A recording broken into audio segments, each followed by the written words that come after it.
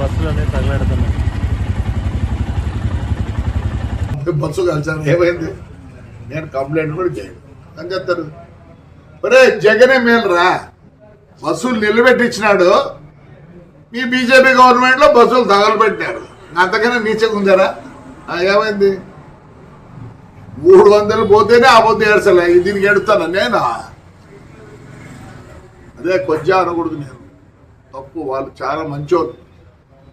దానికన్నా తగ్గు ఏదైనా ఉంటే ఆ మాట వాడతాం. మీకు నాకు తెలియదు తగ్గు మాట. I don't want insult third gender. I give lot of respect to them. కాల్సి ఏం చేసుకున్నావురా? ఏం చేసుకున్నారు? లే పీకినారా? జగన్ రెడ్డి మేలు కదా మంచోడు. జగన్ రెడ్డి మేలు కదా మంచోడు.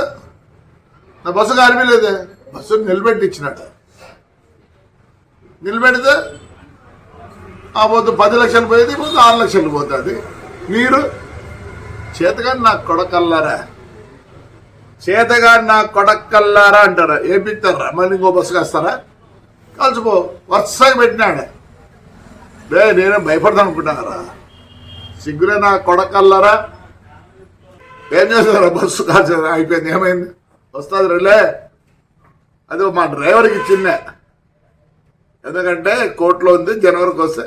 నేను మామూలుగా పాత బస్సులు 10 లక్షలు అయితే వాళ్ళు 5 లక్షలు ఇస్తా అంటే, ఎందుకంటే ఇన్నేళ్ళు నాకు పని చేసినారండి. ఒక జీవితం నాశనం చేసినారు. ఏమైందిరా?